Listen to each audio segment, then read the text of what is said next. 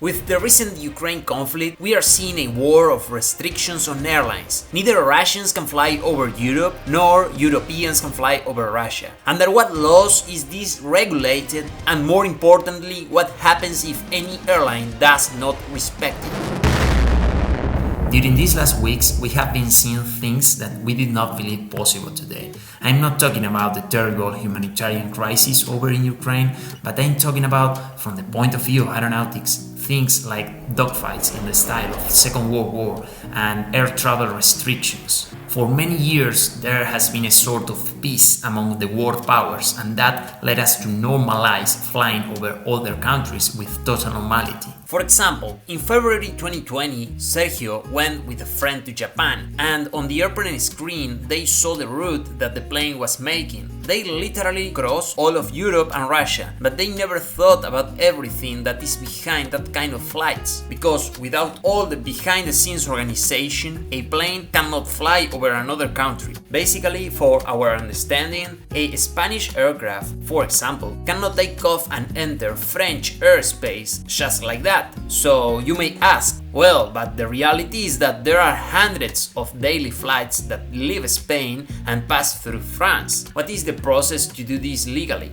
Well, in 1909, the French pilot Louis Blériot flew across the English Channel for the first time in history, but no legal action was taken to approve that flight as a passport control or something similar, simply because it was a historical milestone. They did not even consider that it was necessary. But 1 year later, in 1910, the Paris Conference took place, where several states met to lay some foundations on the laws of the air, since aviation was only progressing, and what began as a historical milestone now seemed possible for commercial flights. It was concluded that the airspace over a territory belonged to that territory. However, in this conference they didn't sign everything because they postponed the signing process. And then the tensions between countries began to increase, and later on the First World War began. During this period, as we have already mentioned on several occasions, the leap that was made in aeronautics was gigantic. And so in 1919, after the end of the war, at the Paris Convention of 1919, all the countries involved in the war saw that they must reach a consensus on developing more aeronautical laws, since commercial aviation was knocking at the door. This is where the following was finally signed. Each country has airspace sovereignty over its own territories and waters, so it can decide that an aircraft may not enter, and furthermore, aircraft were obliged to register under a state, and the aircraft will be given the nationality of the state to which it was registered. But of course, it is not that simple. For example, the maritime limits are quite well established. A country with a coastline has 12 nautical miles of the sea as if it were its territory. That is called territorial sea, and there the country can decide who enters and who does not, as if it were its own land. Then from 12 to 200 nautical miles is what is known as exclusive economic zone, which gives the country the right to exploit the resources that are inside. However, we do not have these well-defined borders when we talk about airspace, since outer space does not belong to anyone. When putting a satellite in orbit, it will go around passing over many countries, and there is no need to give explanations. However, when we talk about flying, it is not legal to do that. Then, where is the border between air and space? This is a debate that has been open for a long time and has not been solved yet. Generally, as we talked about it in a previous video of this channel, the space is usually defined from the Kármán line, which is at about 100 kilometers of altitude. But it has been put there just as it could have been put at 120 kilometers, for example. Then it is possible that this in the future will change, and with that, what is considered airspace. Although the problem comes with the upper limit of airspace, the border limit of the airspace of a country is considered everything within its borders, including the 12 nautical miles of the territorial sea. The next time aeronautical laws were discussed was in 1944, when we arrived to the holy grail of aeronautics, the Chicago Convention. In here, all the basic rules of aeronautics were laid down and they are still in force today. As in reality each state can decide the rules over its airspace, within the Chicago Convention, countries are expressly asked to draft their laws in such a way that they follow the guidelines of the Chicago Convention.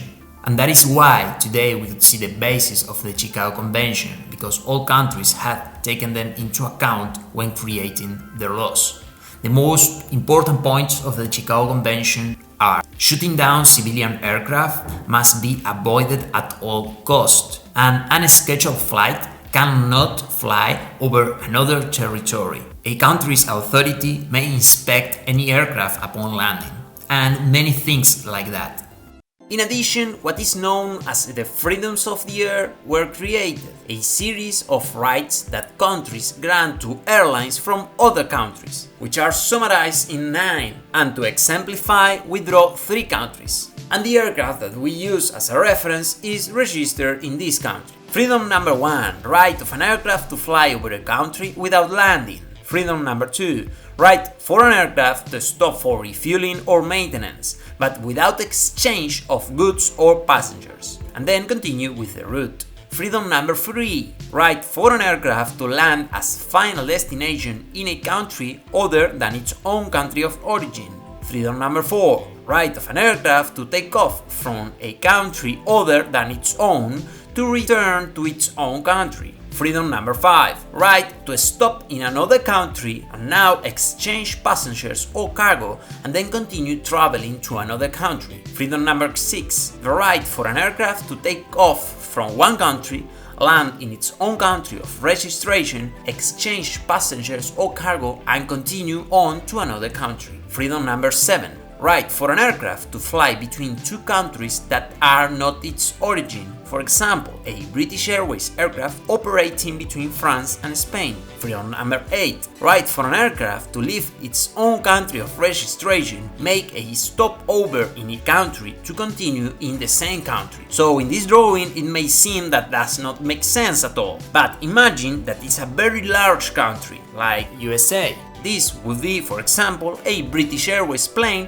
that makes a stopover in Boston to continue to San Diego. Freedom number 9. The last one is the right for an aircraft to fly between the same country but not the country of registration of the aircraft. For example, a flight from Madrid to Barcelona operated by Air France. Well, with these freedoms you can summarize all the possibilities. And the countries, through agreements with airlines from other countries, were given permissions to perform certain flights. But of course, this was an impressive job, because all routes made by all airlines should study what freedoms they needed. For example, in the longest flight in history, as we discussed a few months ago, a Qantas plane, an Australian airline, leaving from London, flew over Holland, Germany, Poland, Belarus, Russia, Kazakhstan, China, Philippines, and Indonesia to start flying over Australia. So it will have to ask permission to all those countries to fly over, and also ask permission in the UK to take off from there. But of course, in case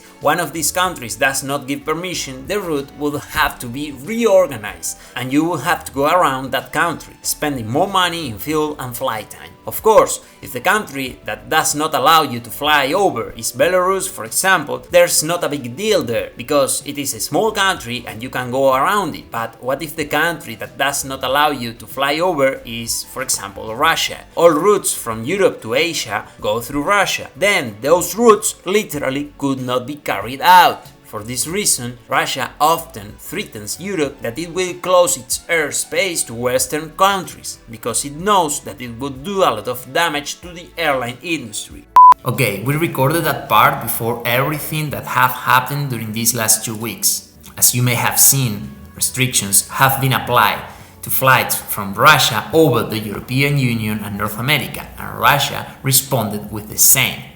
This situation is perfect to explain what we are talking about. Between allied countries, what has been done in the last 30 years is to reach agreements so as not to have to ask for permits on every flight. The first time this was done was in 1992 between the United States and Holland, but during the following years these agreements were signed between the United States and other European countries until in 2007 a treaty was signed that the United States and all of Europe, practically all flights between any destinations are allowed without having to ask permission between countries, so that a flight, for example, from New York to Rome should not have to ask permission to Italy nor to the countries that were to be flown over. As you know, until a few weeks ago, air routes were in total normality in terms of restrictions. It is true that aviation was still recovering from the pandemic, but there were practically no geopolitical restrictions. However, with what happened in Ukraine, it has been decided to take extremely severe reprisals for airlines.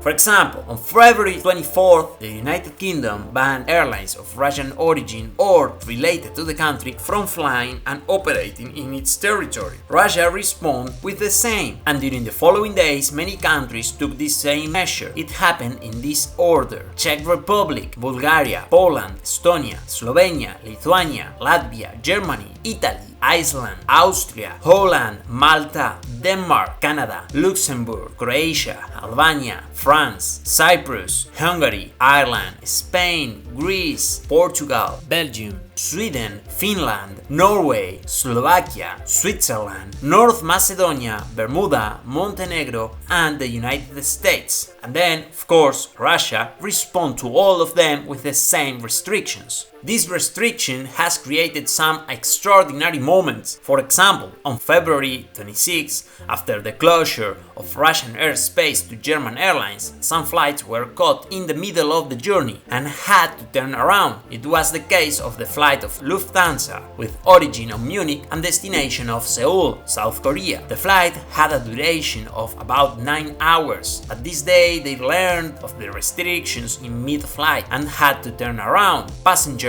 spent 7 hours on the plane to end in the same airport of departure. Also, on February 25th, the British Airways flight with origin in London and destination in New Delhi suffered the consequences of these restrictions. Its original route before all the conflict was this one. Later, with the impossibility of flying over Russia, they had to modify the route to this new one, completely avoiding Russia, and of course also Ukraine. And for those of you who wonder this strange curve here, I guess to avoid flying over Afghanistan. Another similar event happened with this Aeroflot flight from Moscow to Budapest. Normally the route was this one over here, and with the beginning of the first bans by Poland, it had to change to this route on February 26, going from an average of 3 hours to 5 hours of flight time. But the next day, with the restrictions in place of all the other European countries, it was impossible to access from the north, and there was only the possibility of doing this type of route, about 6 hours of travel time. The next day, the 27th, the route was cancelled. It is also interesting to see how Kaliningrad communicates with the rest of Russia. For those who do not know, this territory is Russian territory, but of course all the surrounding countries do not allow Russian airlines to fly over their territory. What they do then is to go to a minimum of 12 nautical miles from the coast of the Baltic Sea to reach St. Petersburg. And as we have said before, the sovereignty of airspace is limited to 12 miles from the coast. Therefore, there is no problem if a plane flies through that corridor. The problem with all this will be that when this conflict is over, all the air freedoms that had been taken away in this war of air restrictions will take a long time to come back, and that is a problem for both airlines and citizens. Now comes the final question. What happens if a commercial flight flies over a prohibited airspace? The other country could shoot it down? Well, we are going to talk about that in the next video, because both Russia and the United States have violated this basic rule of aeronautics. Thank you very much for watching this video, and remember to subscribe if you are not already. But most important, always remember to think supersonic.